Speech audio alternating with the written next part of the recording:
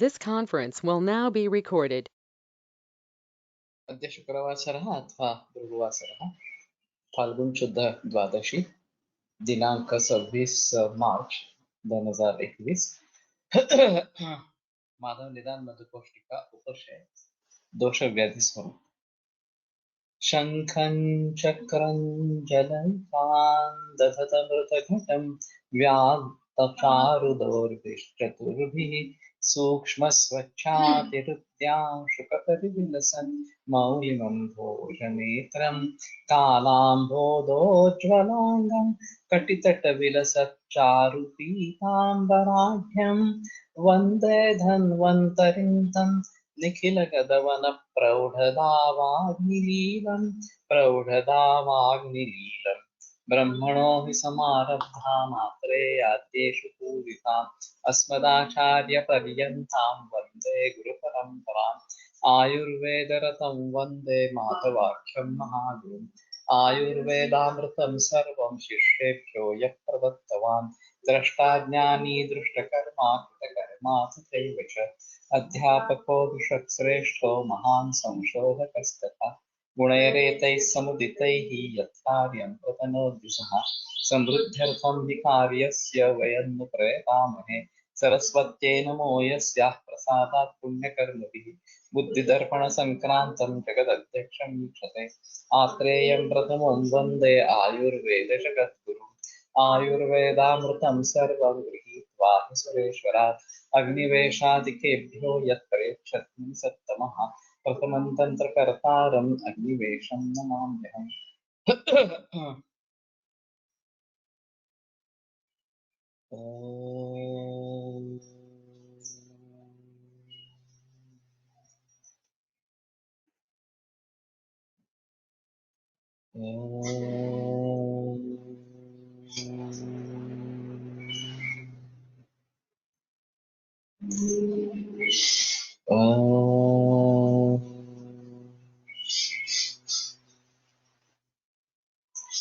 ओम शांति शांति शांति।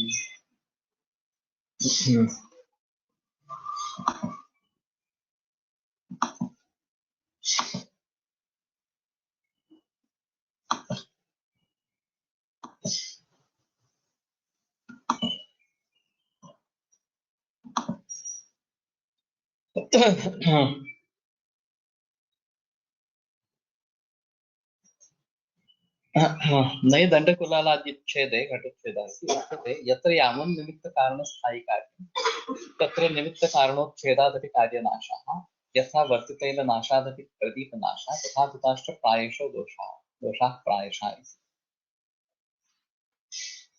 तो दोष व्याधि का किस प्रकार का कारण है इसके बारे में सभी बहस चल रही थी और स्थायी निमित्त कारण इसके ऊपर ये नतीजे पर आ रहा है क्योंकि ये टॉपिक बहुत ही महत्वपूर्ण है, विषय महत्वपूर्ण है। तो मैं इसी के बारे में ज्यादा बहस इस प्रकार का करना चाहता हूँ।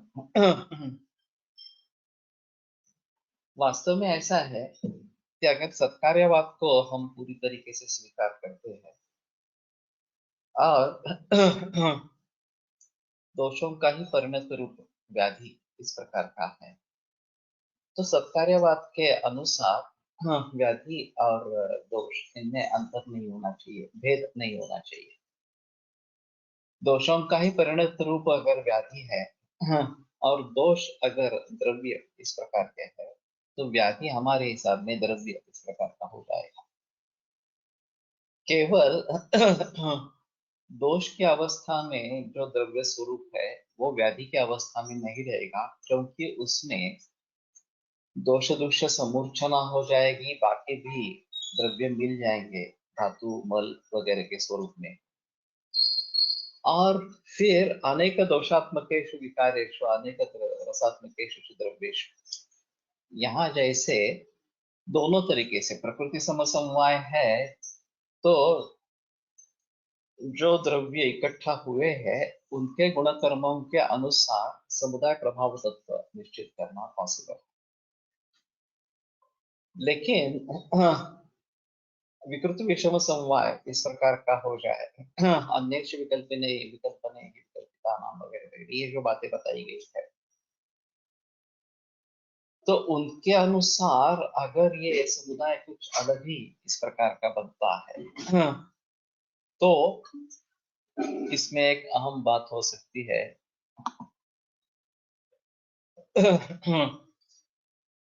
कि केवल जो हिस्सा लेने वाले इस प्रकार के जो घटक द्रव्य है, उनके गुण कर्मों के आधार पर समुदाय प्रभाव तत्व नहीं बता सके। अब ये काफी थोड़ा सा टेढ़ा इस प्रकार का मामला है। वैशेषिकों का जो आरंभवाद है,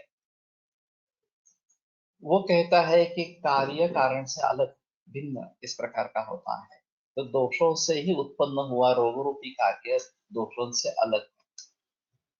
और इसीलिए तो आयुर्वेद में इतने सारे रोगों के बारे में विवरण किया गया, उसके निदान पंचक के बारे में बताया गया, उसकी चिकित्सा के बारे में बताया गया। ये क्यों हुआ? क्योंकि दोषों के बारे में पूरी जानकारी देने के बाद दोषों के स्थान क्या है, उनके गुण कर्म क्या है, कुपित होने पर उनके गुण कर्म क्या है वगैरह वगैरह, ये सब बताने के बावजूद रोगों के बारे में भी, बहुत सारे जो रोग है उनके बारे में भी अगर बताना आवश्यक है, तो इसका मतलब ये स्पष्ट हो गया कि ये आरंभवाद है, ये सत्कार्यवाद इस प्रकार का नहीं है। और इसलिए सत्कार्यवाद को छोड़ देते हैं वहां पे, और आरंभवाद का आश्रय करते हुए ये एक नई एंटिटी बनी है, रोग ये नई एंटिटी बनी है, ऐसा समझकर उसके निदान पंचक के बारे में, उसकी चिकित्सा के बारे में विवरण करते आए। अब जैसे मैंने कहा कि सिंड्रोम होते हैं एलोपैथी में, कि कुछ लक्षण समुच्चय दिखाई देने लगता है। कोविड-19 का एक लक्षण समुच्चय है, डेंगू का एक लक्षण समुच्चय है वगैरह। और ये लक्षण समुच्चय जब बार बार अनेक मरीजों में दिखता है, तो फिर उसके बारे में चर्चा शुरू होती है, बहस शुरू होता है कि ये क्या है, ये कोई नई एंटिटी है क्या, इस प्रकार से।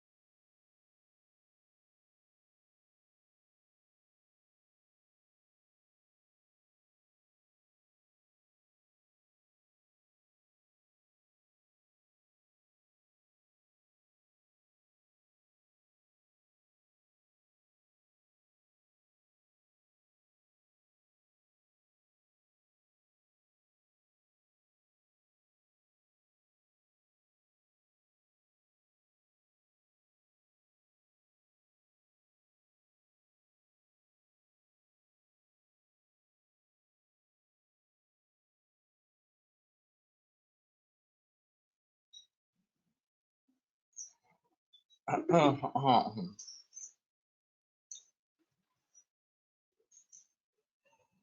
मुझे पता नहीं है एक्चुअली, साउंड तो मेरे यहाँ। Now is it Audible? अभी सुनाई दे रहा है सभी को? यस। यस, ओके, ठीक है। तो ये एक अलग चीज होगी कि शुरू में दोषों के आधार पर शुरुआत की, दोषों के ही व्यापार से हमें पता चलेगा, या दोषों की चिकित्सा करनी पड़ेगी और उससे रोग ठीक होंगे, मरीज ठीक होंगे। लेकिन स्थान संश्रय तक ये दोषाधिकार इस प्रकार का है, और फिर आगे रोग का जन्म होता है, संक्रांतिक रोग की रोग का जन्म होता है, और रोग का जन्म होने के बाद रोगाधिकार आरंभ होता है। तो ऐसी अवस्था में ये अलग ही कार्य हो जाता है, जैसा कि चरकाचार्य ने प्रकृति समसमवाय प्रकृति विषम समवाय वगैरह के बारे में बताया है, उस प्रकार से कहीं जगह हम केवल दोषों के विचार के आधार पर व्याधियों में भी कार्य कर सकेंगे, खास करके नए विकारों के बारे में। स एव कुपितो दोषः समुत्थान विशेषतः स्थानांतराणि च प्राप्ते विकारान् कुरुते। वही दोष कारण विशेष समुत्थान विशेषतः स्थानांतराणि च प्राप्य अब विभिन्न स्थान पर जाकर विकारान् कुरुते, बहुत बहुत सारे रोगों को जन्म देता है। तस्मात् विकार प्रकृति ही अधिष्ठानांतराणि च बुद्ध्वा हेतु विशेषांश शीघ्रं कुर्यात्। तो इसलिए विकार प्रकृति, विकार की प्रकृति, विकार का नेचर समझकर अधिष्ठानांतराणि च, कौन कौन से अन्य अधिष्ठान उसमें है ये समझकर, बुद्ध्वा हेतु विशेषांश, और हेतु विशेष जो है उनको समझकर, शीघ्र कुर्यात् उपक्रम, तत्काल उपक्रम करना इस प्रकार का चाहिए। हाँ। तो ये तीन जो हेतु बताए गए हैं, ये तीन मुद्दे बताए गए हैं। विकार प्रकृति, विकार प्रकृति क्या चीज है उसके बारे में ज्यादा बहस ग्रंथ में है ही नहीं। हाँ। कि ये इस रोग का नेचर है, स्वभाव इस प्रकार। अभी कैंसर का स्वभाव जो है वो एक जगह से दूसरी जगह जाते रहना, मेटास्टेसिस होते रहना, इस प्रकार का उसका स्वभाव। तो ये हमें समझना चाहिए कि इस प्रकार का, हाँ, इस रोग का, कैंसर का प्रभाव है। जैसे कि हम अमवात में स्थानांतरण, एक संधि से दूसरे संधि, दूसरे संधि से तीसरे संधि, इस प्रकार से वो घूमता रहता है। ऐसे ही जैसे विकार में एक सिस्टम को छोड़कर दूसरी सिस्टम में चला जाता है। आज रेस्पिरेटरी सिस्टम अफेक्ट हुई है, कल संधि इसमें प्राप्त हो जाएंगे इस प्रकार से। तो इस तरीके से हर रोग का एक एक स्वभाव इस प्रकार का होता है। ज्वरेणाविष्टता भूतम नहीं किंचिन न तप्यते, ये ज्वर का स्वभाव इस प्रकार का है। तो हमने ग्रंथों में प्रत्यात्म लक्षण क्या है ये एक ढूंढने की कोशिश की थी, और वो दी थी कि स्वेदावरोध संतापः सर्वांगकरणं तथा युगपद्यतरोगे सज्वरोध। स्वेदावरोध, संताप और सर्वांगीकरण ये युगपत होना, एक साथ में होना, ये अगर स्थिति है तो उसको ज्वर इस प्रकार से कहते हैं। तीनों को होना जरूरी इस प्रकार का, तो ये सिंड्रोम जैसा है। ये तीनों साथ में होंगे तभी इसको ये कहेंगे, ये इस नाम, इस सिंड्रोम के नाम से जानेंगे, नहीं तो ये कुछ अलग इस प्रकार की स्थिति रहेगी। तो रोग की प्रकृति ये समझना ये बहुत आवश्यक इस प्रकार का है। और मुहुर्बद्धम मुहुर्द्रवम ये ग्रहणी की प्रकृति है, ऐसा अगर मानकर चलते हैं तो ये एक प्रत्यात्म लक्षण बन जाता है कि कभी पतले दस्त होते हैं, कभी बहुत कभी इस प्रकार की मल प्रवृत्ति होती है। हाँ। तो कोई भी व्याधि निश्चित करने के लिए, रोग निश्चित करने के लिए उसकी प्रकृति क्या है, उसके लक्षण क्या है, ये देखना जरूरी इस प्रकार। और खास करके नए विकारों के बारे में ये देखना बहुत जरूरी कि उस रोग की प्रकृति क्या है, उसका नेचर क्या है। ये अगर हम भलीभांति समझेंगे पर नए रोग के बारे में, तो हमें पहले से ही पता होगा कि ये इस प्रकार से आगे बढ़ सकता है, ये उसका नेचर है। तो उसको पहले से ही हम किस प्रकार से रोके उसके बारे में विचार हो सकता है, और फिर हम उस पर कामयाब इस प्रकार के हो सके। तो पुराने विकारों के बारे में भी इस प्रकार से प्रकृति को जानना, रोग की प्रकृति को जानना, ये एक अहम इस प्रकार की स्थिति रहेगी। और नए रोगों के बारे में ये जानना और भी मुश्किल इस प्रकार का थोड़ा सा रहेगा। डेंगू का फीवर है तो इसमें संधि गतवात पर जैसे लक्षण दिखाई देते हैं, तो ये ध्यान में रखना है कि ये आगे इस प्रकार के संप्राप्ति मोड़ लेने वाली है इस प्रकार से। तो प्रकृति क्या है ये, तस्मात् विकार प्रकृति है अधिष्ठानांतरांच। कौन कौन से अधिष्ठान इसमें इन्वॉल्व है? अवयव के रूप में भी हो सकते हैं, जिसके बारे में ज्यादा जिक्र हमारे ग्रंथों में नहीं है। अभी एलोपैथी के फोकस्ड अप्रोच के जरिए या माइक्रोस्कोप के अप्रोच के जरिए ऐसा हुआ है कि सिस्टम को ज्यादा महत्व दिया गया है, सिस्टम में इन्वॉल्व जो अवयव है उनको ज्यादा महत्व इस प्रकार का दिया है। उन अवयवों का उनके सिस्टम में काम, इसके बारे में ज्यादा जिक्र की गई है। और फिर आगे चलकर उसमें जो बिगाड़ हो जाता है तो वो किस तरीके से होता है, वो किस तरीके से परीक्षण उसका किया जा सकता है, इसके बारे में काफी बहस इस प्रकार की है। और इसी के आधार पर इन्वेस्टिगेशन का एक माहौल बन गया।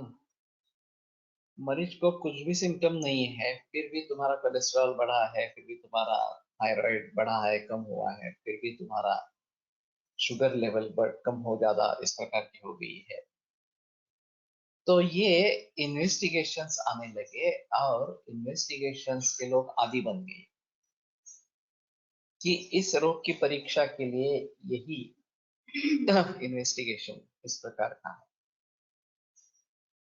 तो हमें ये समझ लेना चाहिए कि अधिष्ठानांतर ये क्या चीज है इस प्रकार से। पहले दोष और ये दोष इस प्रकार की कुछ समूर्छना थी, अब ये अवयव भी इसमें समा गया तो ये अधिष्ठान इसका बदल इस प्रकार का गया। कैंसर के मरीज में काफी जगह ये पाया जाता है कि मेटास्टेसिस, ब्रेन मेटास्टेसिस होता है और फिर ब्रेन मेटास्टेसिस के जरिए पक्षवध होता है। फिर एक दक्षिण या वाम पाद हस्त की क्रिया हानि होती है। तो इसका मतलब ये है कि अधिष्ठान, जो स्टमक में कैंसर था, ब्रेस्ट में कैंसर था, अब और एक अधिष्ठान उसको मिल गया, ब्रेन, इस प्रकार से। और चूंकि ब्रेन नर्वस सिस्टम का एक हिस्सा है और इनके हिसाब में ये सभी क्रियाएं जो है वो नर्वस सिस्टम से जुड़ी हुई इस प्रकार की है। तो ब्रेन अफेक्ट होने पर ये नर्वस सिस्टम अफेक्ट हो जाती है और ये लक्षण दिखाई दे देते हैं इस प्रकार से। तो अभी केमोथेरेपी के जरिए भी ब्रेन मेटास्टेसिस होता है, ये जो नया संशोधन सामने आ रहा है। तो फिर हमें सजग रहना पड़ेगा कि जिन मरीजों में केमोथेरेपी चल रही है उनमें ब्रेन मेटास्टेसिस न हो, कम से कम देरी से हो, कम इफेक्ट वाला हो। ये करने के लिए कुछ प्रोटेक्शन मस्तिष्क के लिए देना जरूरी इस प्रकार का रहे। नस्य नासाई शिरोस्वद्वारम, तो रक्त कल्याणक घृतका, महाकल्याणक घृतका नस्य करे या किसी दूसरे तेल का उपयोग नस्य करे, ये पॉसिबल है। और शुरू से ही अगर ये हम करेंगे या शिरक पिछू वगैरह इसके बारे में कुछ सोचेंगे तो शायद ये बात बन सकती है कि हम इसको रोक सकेंगे, अधिष्ठानांतर जो है वो रोक सकेंगे। मैंने वो नॉन हॉटस्किन लिम्फोमा केस बताई थी, तो उसमें लिवर और स्प्लीन इन्वॉल्वमेंट थी और दोनों स्टोनी हार्ट इस प्रकार के थे, लिवर 8 अंगुल और स्प्लीन 4 अंगुल इस प्रकार के। एलोपैथी में इसको कुछ होने वाला नहीं था। हाँ, तो मैंने दूध पे रखा, हीरक और तांबा शुरू किया और फिर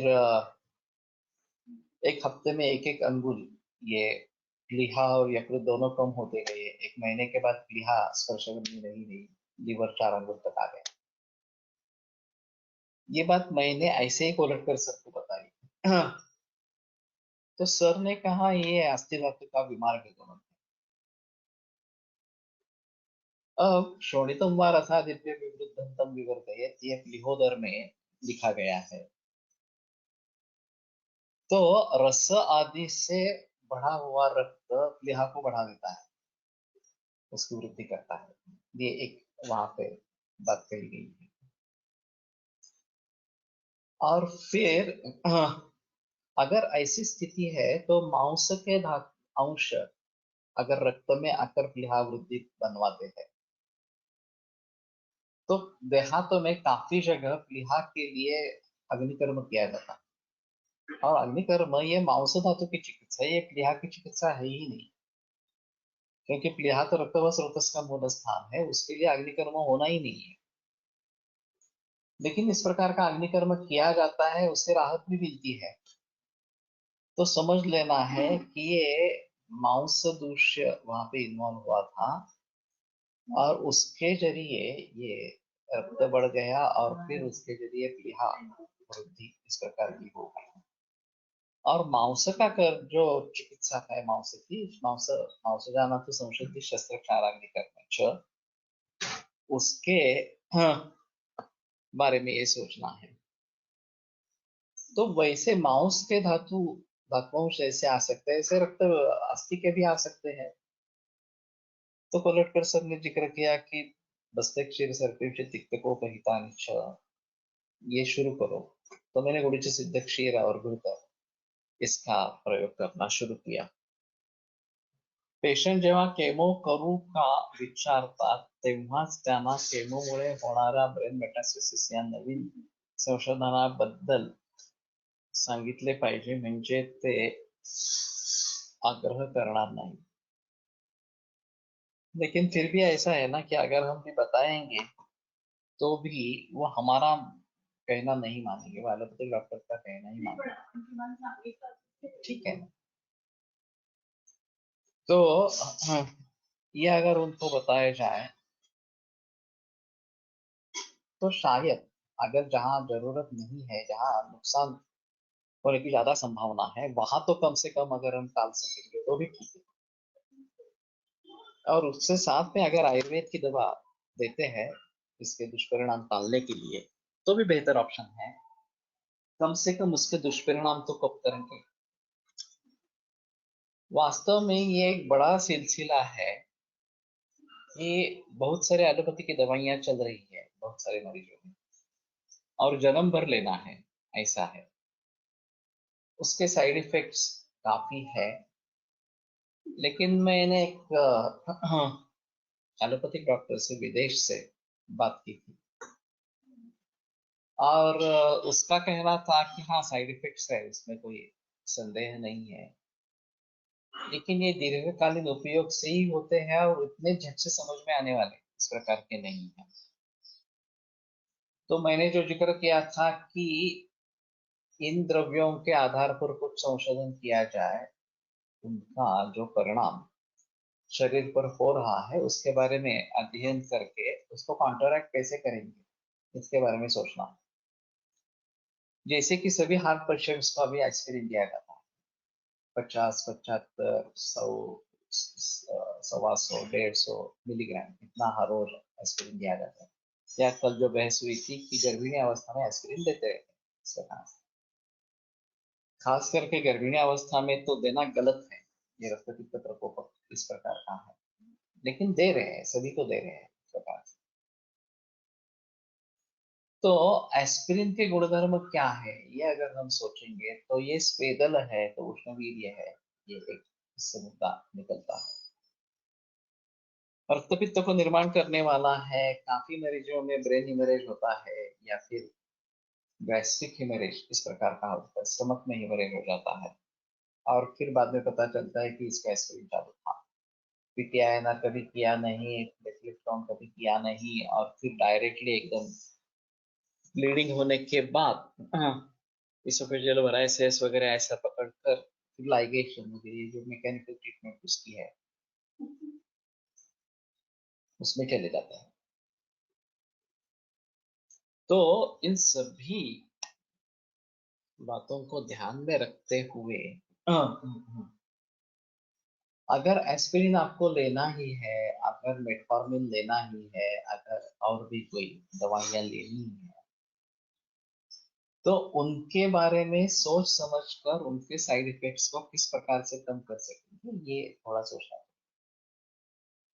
तो जैसे कि वासा रक्तपित्त की अच्छी दवा है, दूर्वा रक्तपित्त की अच्छी दवा है, तो वासा दुर्वा इस प्रकार का कॉम्बिनेशन जो व्यक्ति एस्पिरिन ले रहे हैं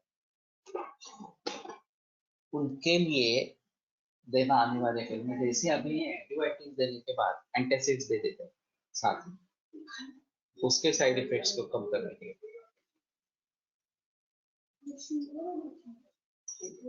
तो उन्हें मालूम है कि इसका बुरा असर होने वाला है,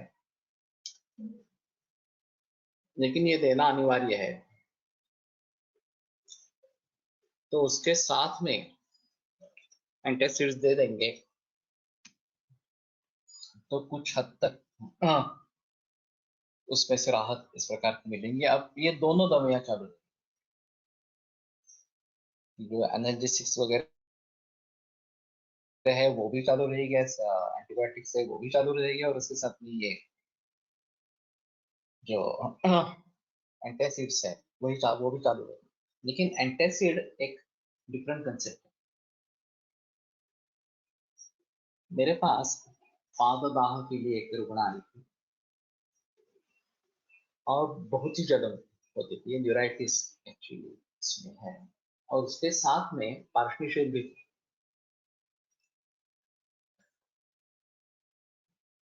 उसकी बहू एमबीबीएस डॉक्टर थी।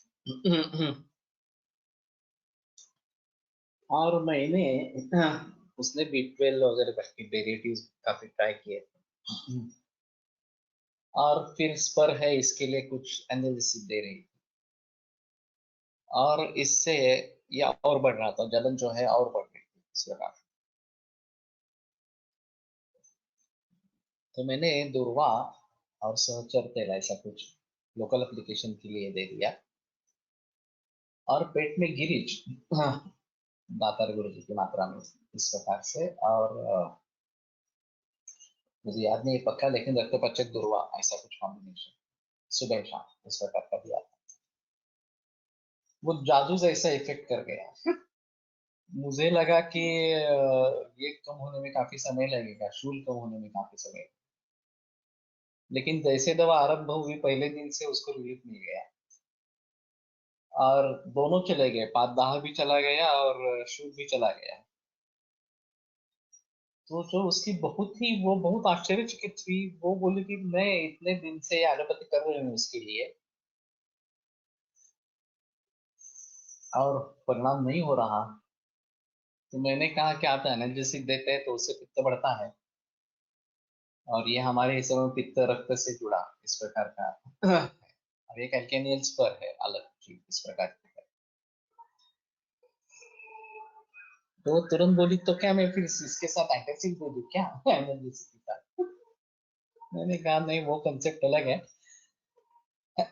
उनको एसिडिटी की तकलीफ नहीं है अभी, एंटासिड का काम तभी होगा जब उसको एसिडिटी की तकलीफ। हमारे हिसाब में पित्त बढ़ा है, लेकिन वो रक्त में बढ़ा है, इसके साथ का है थोड़ा सा, या रक्त के साथ बढ़ा है, तो उसके लिए अलग दवा इस प्रकार की होनी चाहिए, रक्तपाचक मैंने प्रयोग किया था। तो कहने का तात्पर्य अर्थ ये है कि इसके लिए काफी बड़ा स्कोप है। जो भी एलोपैथी की दवाइयां लगातार कंजम्पशन में रहती है, प्रयोग में रहती है, बरसों बरसों तक चलती रहती है, चाहे डायबिटीज की दवा हो, चाहे थायराइडिज्म की दवा हो, ब्लड प्रेशर की दवा हो, या और कुछ हो, तो उन सभी के बारे में, या हृदरोग की दवा इस प्रकार, तो उन सभी मरीजों में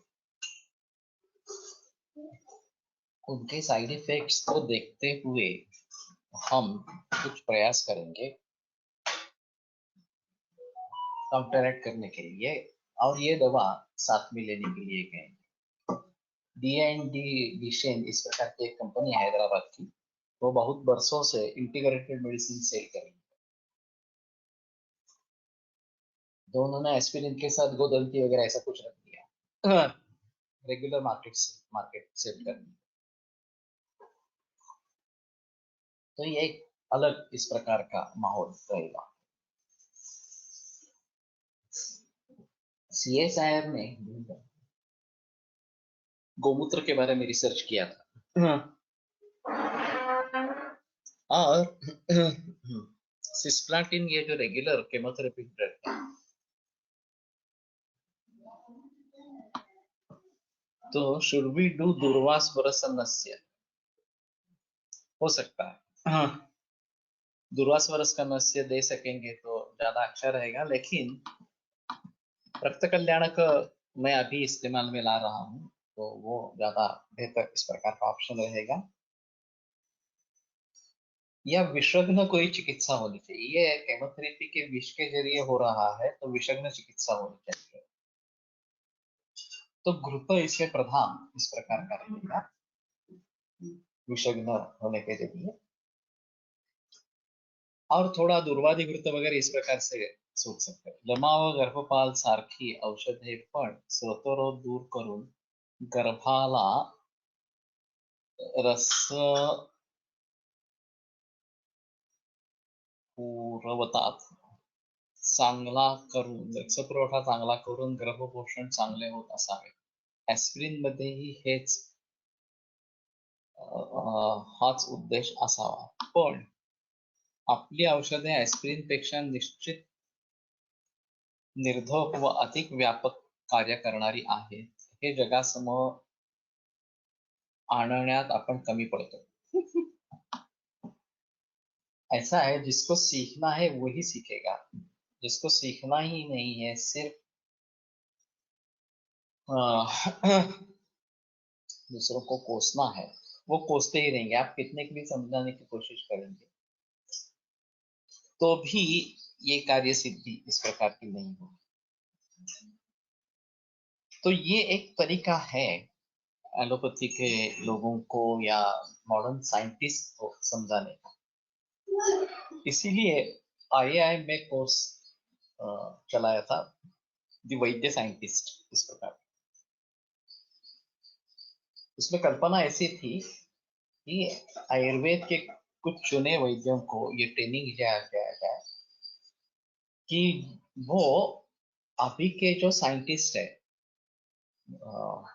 सभी प्रकार के, केवल आयुर्वेदिक डॉक्टर नहीं, फार्माकोलॉजिस्ट नहीं, अपितु केमिस्ट्री, फिजिक्स, किसी के भी जो साइंस शास्त्रज्ञ हैं,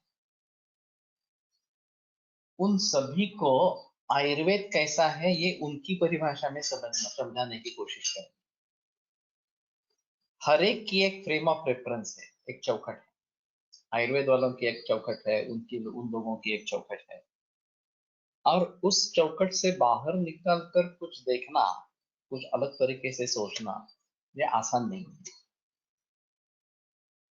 जब तक कंपल्शन नहीं होगा कि अब दूसरा कोई चारा नहीं है, इस चौखट को छोड़ना ही है, तभी शायद लोग थोड़ा सोचते हैं कि ठीक है, हम अब आयुर्वेद ट्राई करेंगे, होम्योपैथी ट्राई करेंगे, वगैरह वगैरह इस प्रकार से। और उससे फायदा मिलता है तो कुछ ही लोग, चंद ही लोग उसमें, उसके पीछे साइंस क्या है ये ढूंढने की कोशिश करें। ज्यादातर लोग उसी से संतुष्ट हो जाएंगे कि ठीक है, मुझे तो रिलीफ मिल गया, बस अभी आयुर्वेद क्या है, साइंस है या नहीं है, मुझे तो देखना नहीं है, कुछ जरूरत नहीं इस प्रकार से। परंतु आशाने आयुर्वेदिक चिकित्सा कोणी घेणार नाही, केवळ साइड इफेक्ट्स ट्रीट करणारे म्हणून आयुर्वेद राहील असे वाटते। नहीं, ये नहीं होगा। मासेस की तरफ पहुंचने के लिए ये अच्छा तरीका है। वैसे इतने सारे एलोपैथी के डॉक्टर्स हमारे लिए मरीज निर्माण करते रहते हैं, तो हमें मरीज कम पड़ेंगे ऐसा तो कुछ नहीं होगा, पूरे विश्व भर में नहीं होगा, क्योंकि वो तो साइंस है ही नहीं। ये केवल सिम्टोमेटिक रिलीफ देने वाला एक तंत्र विकसित किया है फार्मेसी और तांत्रिकता के आधार पर, टेक्नोलॉजी के आधार पर। इसलिए इससे मरीज ठीक होने वाले नहीं है, तो मरीज जाएंगे कहाँ? सौभाग्य से भारत में आयुर्वेद उपलब्ध है, तो कम से कम वो नहीं होगा तो आयुर्वेद के पास आएंगे, ये तो निश्चित रूप से रहेगा। लेकिन इसमें एक ऐसा मुद्दा है कि साइड इफेक्ट्स इस प्रकार के होते हैं, ये लोगों में जानकारी पहले। अब ये आयुर्वेद के बारे में हेवी मेटल्स का प्रयोग है ऐसा करके एलोपैथी वाले प्रचार प्रसार करते रहे कि देखो आयुर्वेद बहुत गलत है, बुरा है, हेवी मेटल्स का प्रयोग करते हैं जो पॉइजन है, इसके साइड इफेक्ट्स है वगैरह वगैरह इस प्रकार के बारे में। तो उनकी पैथी कहाँ पे सेफ है कि वो निश्चित रूप से वो लेते रहेंगे तो कुछ प्रॉब्लम नहीं है, ऐसे तो नहीं है। कांच के घर में रहने वालों को दूसरे के घर पर पत्थर नहीं उठाना है, इतनी भी बात नहीं समझते हो। केवल एस्टेब्लिश सिस्टम और ये पूरा चक्कर है, ऐसा नहीं है कि केवल डॉक्टर्स है, केवल फार्मेसी है, केवल हॉस्पिटल मैनेजमेंट है, इंश्योरेंस है, ये सभी एक दूसरे से जुड़े हुए हैं। ये पूरा एक चक्कर है और बहुत धीमे धीमे गति से उन्होंने मेडिकल वर्ल्ड पर कब्जा कर लिया।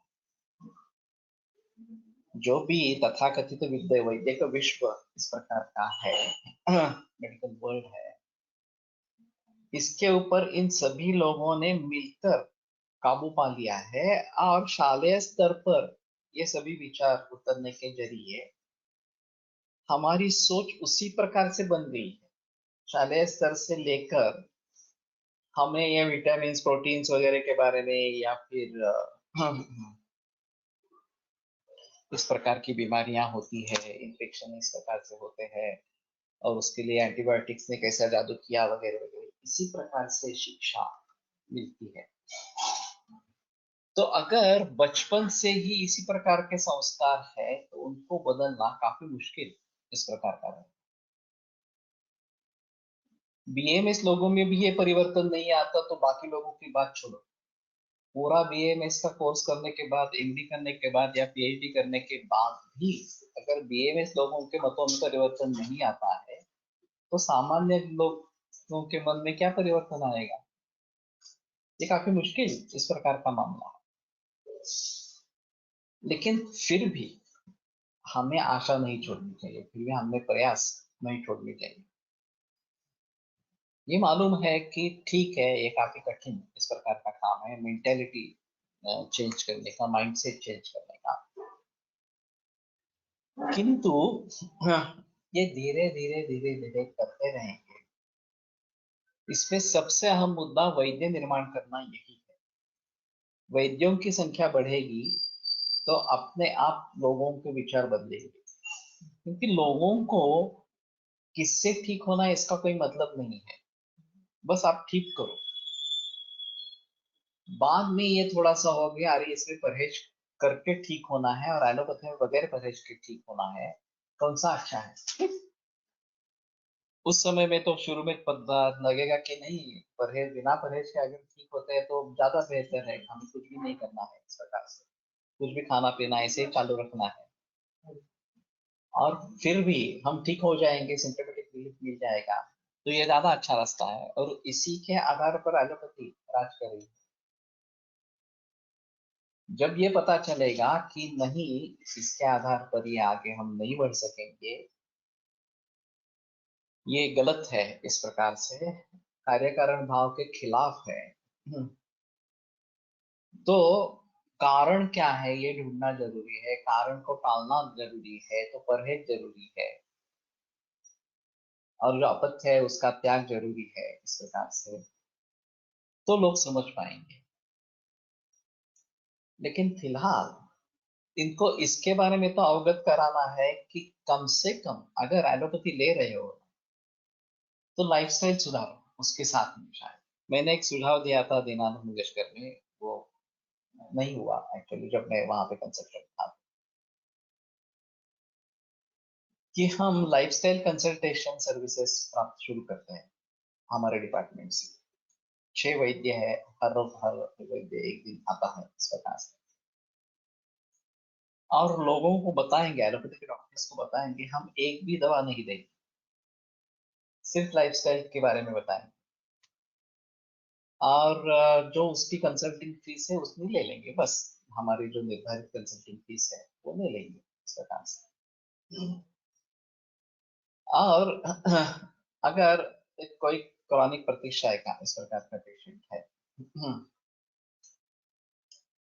तो एलोपैथी में क्या करते हैं कि आइदर एलर्जिक है ऐसा करके एंटी एलर्जिक देते रहते हैं, या इन्फेक्शन है ऐसा इस प्रकार से एंटीबायोटिक्स देते हैं। ये तो तात्कालिक परिणाम दिखाता है, बाद में कुछ नहीं होता है, बार बार दोहराता रहता है। क्रॉनिक साइनसाइटिस को अगर हम देखेंगे इस प्रकार से, तो उसको परहेज बताएंगे लाइफस्टाइल के बारे में। रात का खाना जल्दी लेना है, रात से मूंग का सूप ले लो या चना खाओ वगैरह वगैरह इस प्रकार से अग्नि के बारे में सोचेंगे, तो ये मरीज ठीक हो सकते हैं। इसमें एलोपैथी में बार बार ये चक्कर लगाने की जरूरत नहीं रहेगी इस प्रकार से। और वैसे बहुत सारे मरीजों में आहार संभव वस्तु रोगाशा आहार संभव यही सबके है। अगर लंघन के बारे में भी बताएंगे तो भी और मरीज मानेंगे तो भी उनमें काफी सुधार इस प्रकार से आ जाएंगे। और दवाइयों का प्रयोग करना ही नहीं है, दवाइयों की एलर्जी है तो ठीक है दवाई नहीं, सिर्फ इस प्रकार से करते रहेंगे। लेकिन इस सुझाव को ठुकराया गया कि नहीं नहीं ये कारीगर नहीं होगा इस प्रकार से, और उससे आमदनी बहुत कम रहेगी क्योंकि हमारा मेन जो है वो दवाइयाँ देने से फायदा मिलता है। मैंने कहा कि दवाइयाँ तो लोग बाद में ले लेंगे, आपको एक बार पता चला कि इस वैद्य की सलाह से अच्छा होता है तो बाद में आपके पास आएंगे ना। ऐसा नहीं है कि आपके पास आएंगे ही नहीं। कैंसर के बारे में जिक्र हुआ था, और मैं एक ऑन्कोलॉजिस्ट से बात कर रहा था। मैंने कहा कम से कम डिसीज फ्री स्टेट में तो हमारे पास भेजो। तो उसने डायरेक्टली कहा नहीं भेजेंगे। तो मैंने कहा क्यों? आप तो कुछ करते नहीं है, डिसीज का रिकरेंस न हो इसके लिए आपके पास कोई तत्व ज्ञान नहीं है।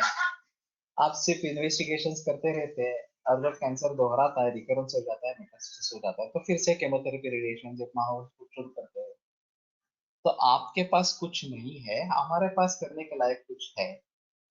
हम सेकेंडरी ऑनसेट को रोक सकते हैं, डिले कर सकते हैं, उसका प्रभाव कम कर सकते हैं। तो वो एक मानव के हित में है ये सब चीजें। तो बोले फिर भी नहीं करूंगा। तो उन्होंने पूछा क्यों? तो उन्होंने बोला कि हमें भय है कि अगर रिकरेंस हो जाता है इसके बावजूद आपने कुछ ट्रीटमेंट करवाई और उसके बावजूद भी रिकरेंस हो गया, तो वो हमारे पास आने के बजाय आपके पास आ जाए, हमारा क्लाइंटेल टूट जाए। ये सही बात है, उसमें कोई संदेह नहीं है। जामनगर में इस प्रकार का प्रयोग हुआ। बघेल सर ने, हाँ, वहां पर नजदीक एक कैंसर का एलोपैथिक अस्पताल था। तो कुछ मरीज वहां से आयुर्वेद में पूछने के लिए आते थे कि आयुर्वेद में कुछ है क्या वगैरह इस प्रकार से।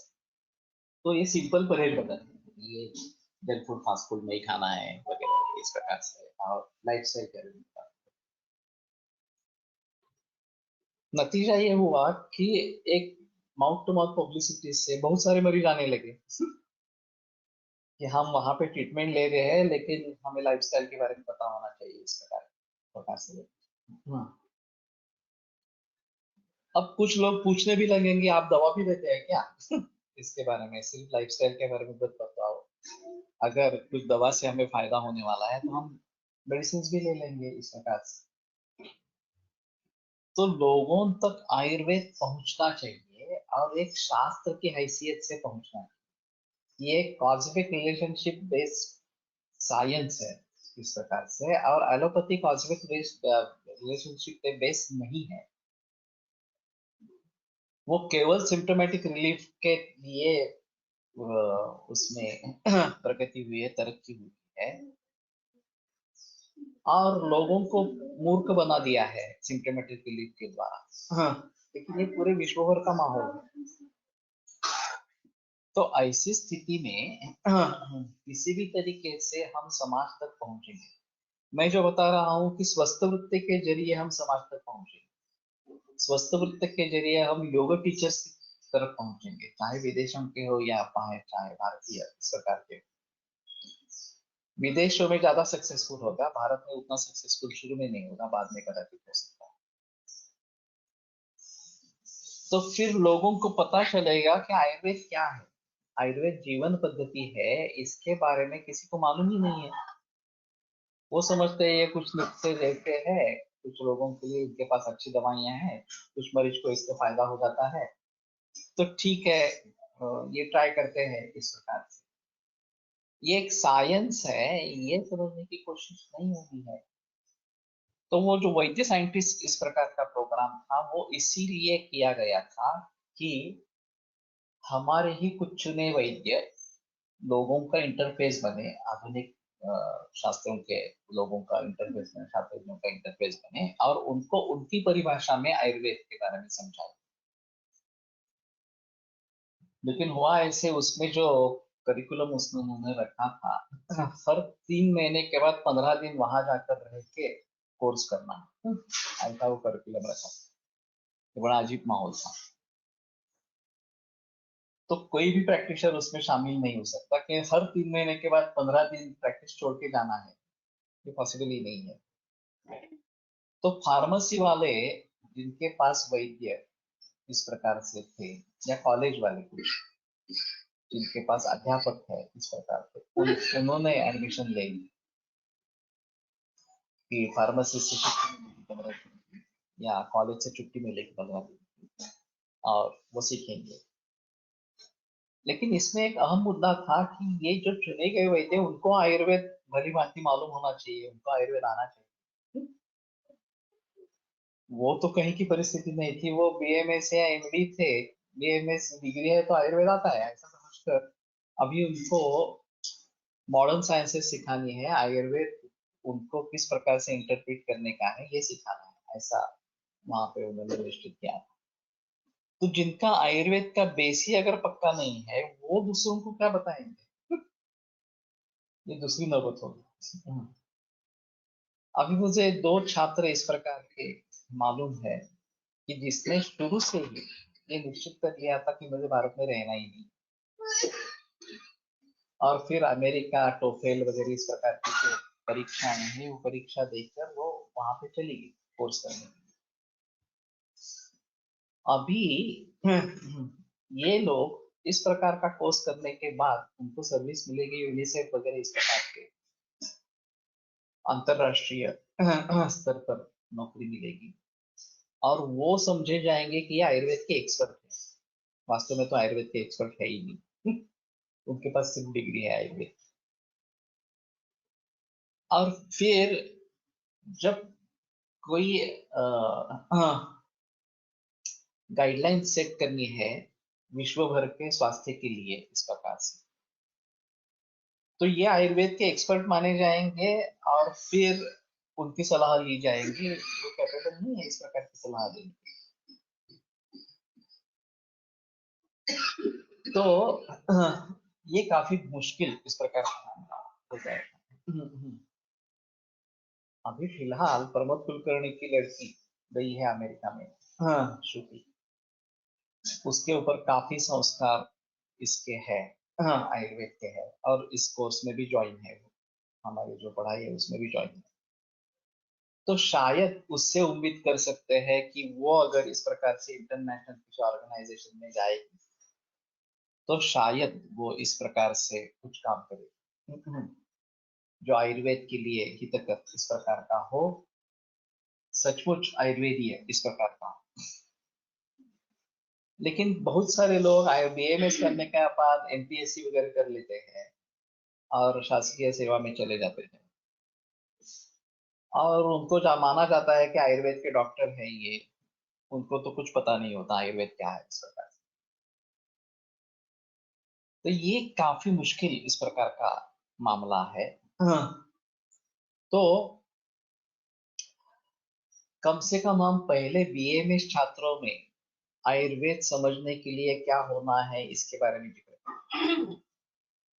कम से कम एक अध्यापक तो कॉलेज में ऐसा होना चाहिए जो आयुर्वेद की प्रैक्टिस करता हो, मूल ग्रंथ पढ़ता हो और उसके आधार पर सिखाता हो। अभी माहौल काफी बदल चुका है, लेकिन वो सीमित क्षेत्र में, पुणे में अच्छा माहौल है। अब जो छात्र पुणे में बीएमएस कर रहे हैं, आयुर्वेद सीख नहीं रहे हैं, मैं कहता हूँ कि तुम बहुत कम नसीब हो। तुम्हारे हाथ में परिस है, तुम लोहा हो, फिर भी तुम स्पर्श नहीं करना चाहते उस परिस में। पुणे में रहकर अगर आयुर्वेद सीखते नहीं है तो आपने बड़ा नुकसान किया है। लेकिन बाकी सभी जगह तो ये स्थिति है ही नहीं इस प्रकार की। और फिर ऐसी अवस्था में आयुर्वेद को कैसे आगे बढ़ाएंगे? तो इसके बारे में काफी सोच होनी चाहिए। दुर्दैव से इस प्रकार की सोच रखने वाले वैद्य भी बहुत ही कम है। वैद्यों में लोग कम है, बाहर क्षेत्र में थोड़े ज्यादा लोग होंगे। दर्शन शंकर इसके बारे में अच्छी तरीके से सोचता है, जो वैद्य नहीं है वास्तव में। माशेलकर जी अच्छी तरीके से सोच सकते हैं, वो वैद्य नहीं है, लेकिन वो समझते हैं कि क्या करना चाहिए, अभी की स्थिति में क्या करना चाहिए इस प्रकार से। लेकिन ये वैद्यों का कर्तव्य है, वैद्यों को समझना चाहिए कि हम किस तरीके से आगे बढ़ेंगे। मैंने एक प्लान बनाया था, विजन 2035 इस प्रकार से। ये मैंने लिखा था 2010 में। 25 बरस के बाद क्या होगा इस प्रकार, विजन क्या होना चाहिए, आयुर्वेद के बारे में क्या होना चाहिए इस प्रकार। और उसमें काफी मुद्दे इस प्रकार कहते हैं कि भारत में कैसे करना है, विदेशों में कैसे करना है, देहातों में कैसे करना है वगैरह वगैरह, इसके बारे में काफी बहस। समजून घेणारे तो कोपरे जो पेशंट आहे ना, तिने माझ्याकडे पाठवलं की काय करायचं असतं त्याला मी त्याच्याशी बोलले त्या पेशंटशी की काय काय होऊ शकतो. तर नंतर तो बाहेर येऊन म्हणजे खरं म्हणजे सर्वसामान्य पट्टी घ्यायला विचारली, पण त्याने इतका झटकन विचार केला तो काय जे बोलले त्याचा, तिथूनच तो येऊन मला म्हणला की तर असंही असू शकतं, तसं काही नाही, पण तुम्ही कसं इंटरप्रिट करता असेल कदाचित. तो धीरे धीरे बदलाव आ रहा है। सिर्फ मनीषा को सुनाई नहीं दे रहा, बाकी लोगों को सुनाई दे रहा है ना।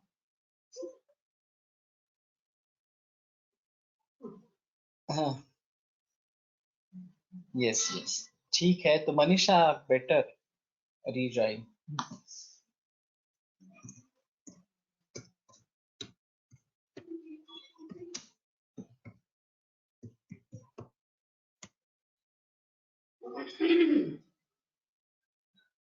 तो कहने का तात्पर्य अर्थ ये है कि हमें भली भांति इसके बारे में सोचना है। और दुर्दैव से इस प्रकार से सोचने वाले वैद्य बहुत ही कम है। नेशनल लेवल पर भी विचार करेंगे, इंटरनेशनल लेवल पर भी विचार करेंगे, तो भी ये अंगुली पर गिनने लायक इतनी ही है, ज्यादा इससे नहीं रहेगी। तो इन सभी के बारे में थोड़ा सोचना है कि आगे कैसे बढ़ेंगे। तो हम निकले थे बुधवा हेतु विशेषांश, हाँ, अधिष्ठानांतराणी, और बुधवा हेतु विशेषांश, ये तो और भी महत्वपूर्ण है कि कारण विशेष जो है उनको समझकर फिर रोगों के बारे में सोचना है।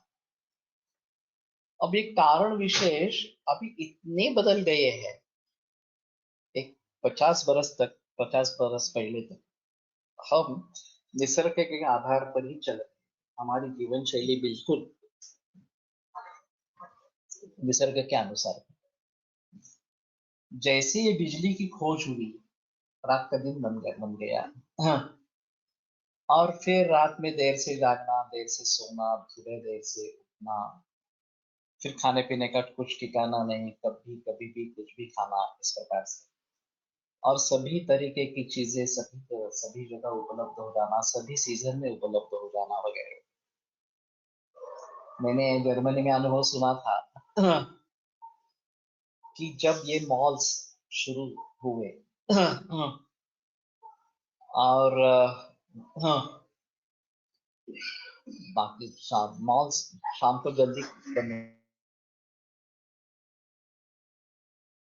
नहीं होता था कि जाकर खरीदे, तो फिर सैटरडे संडे इन दिनों में जाकर मॉल में जाकर माल खरीदना, इस प्रकार से खास करके ग्रोसरी वगैरह जो सभी है आइटम्स जो हर हफ्ते के लिए लगते हैं, दूध हो सब्जी हो वगैरह, वो दौड़ते दौड़ते मॉल में जाना लेके आना, इस प्रकार से कहीं दूसरे दुकान ही नहीं है। अभी विदेशों में दुकान ये चीज रही नहीं है, सभी के लिए मॉल में ही जाना है, इस प्रकार से।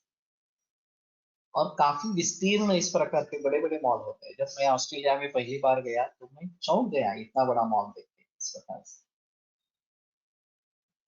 अभी ये संस्कृति हमारे यहाँ भी आ रही है, फिर भी उनका आर्थिक स्तर और हमारा आर्थिक स्तर इसमें काफी अंतर है, तो इसमें काफी समय लगेगा।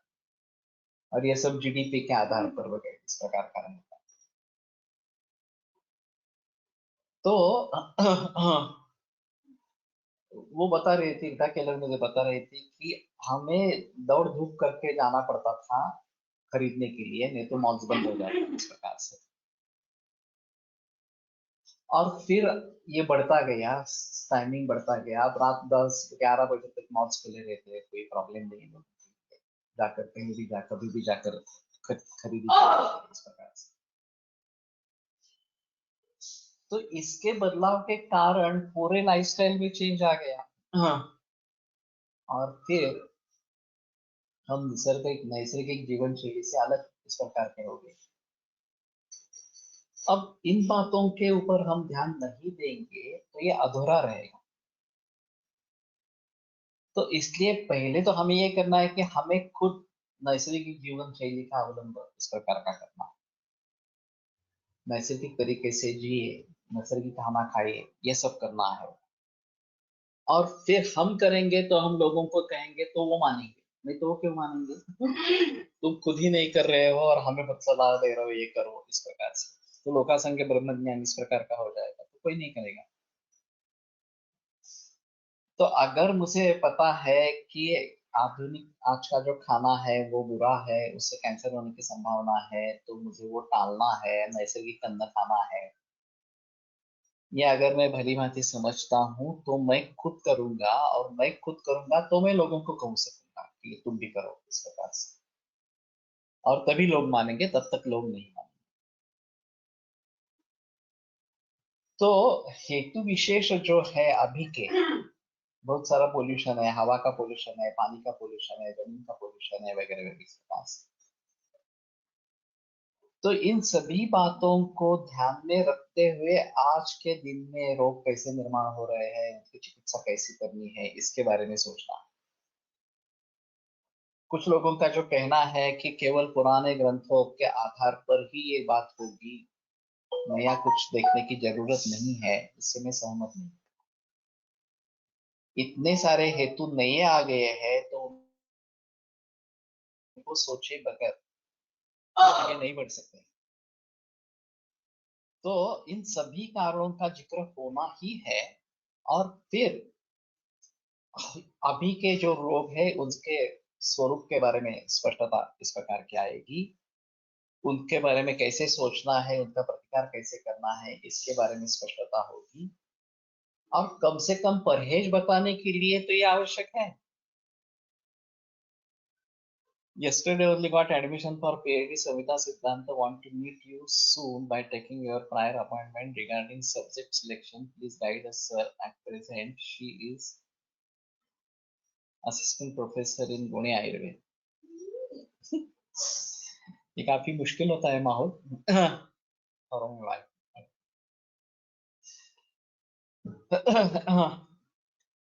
लेकिन ठीक है, फोन करो और मिलकर सोचेंगे उसके बारे में। तो कहने का तात्पर्य अर्थ ये है कि हेतु विशेष जानकर आगे चलना है। ठीक है, कल भी बहस ये चालू रहेगी। जितना अच्छे तरीके से हम दोष और रोग ये दो एंटिटी के बारे में समझ पाएंगे, उतना हम आयुर्वेद भली भांति समझेंगे।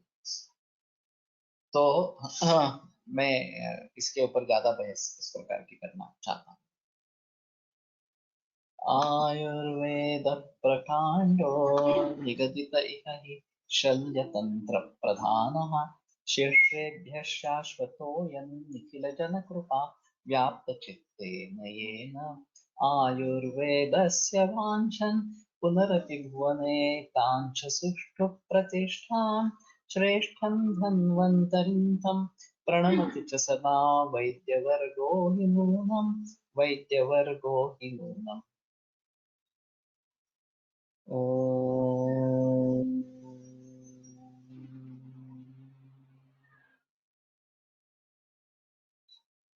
ॐ